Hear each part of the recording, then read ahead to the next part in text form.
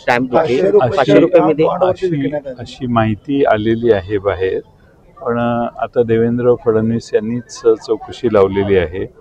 त्यात योग्य ती गोष्ट पुढे येईल, त्यानंतर त्याच्यावर बोलणं उचित ठरेल. अपुऱ्या माहितीवर काही बोलणं योग्य नाही.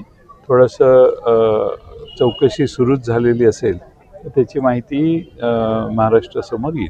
धक्कादायक बातमी म्हणजे जे काही तहसीलदार होते सूर्यकांत येवले यांना निलंबित केलेलं आहे.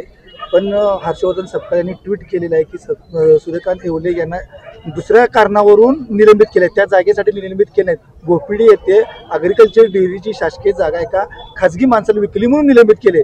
पण उठवण्यात आलेलं आहे की सरकारने की बाबा त्या प्रकरणात त्यांना निलंबित केले.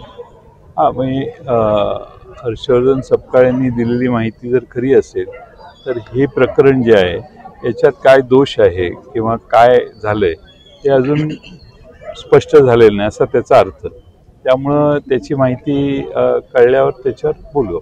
सगळ्यात महत्त्वाचं म्हणजे महाराष्ट्राची जागा होती, सरकारच्या ताब्यात होती आणि एवढा मोठा व्यवहार होत असताना सरकारकडून यामध्ये कुठेतरी कानाडोळा जाणीवपूर्वक केला गेला असं वाटतं, कारण की दुर्लक्ष नाही. आता नक्की काय झालंय हे आपल्याला माहीत नाही.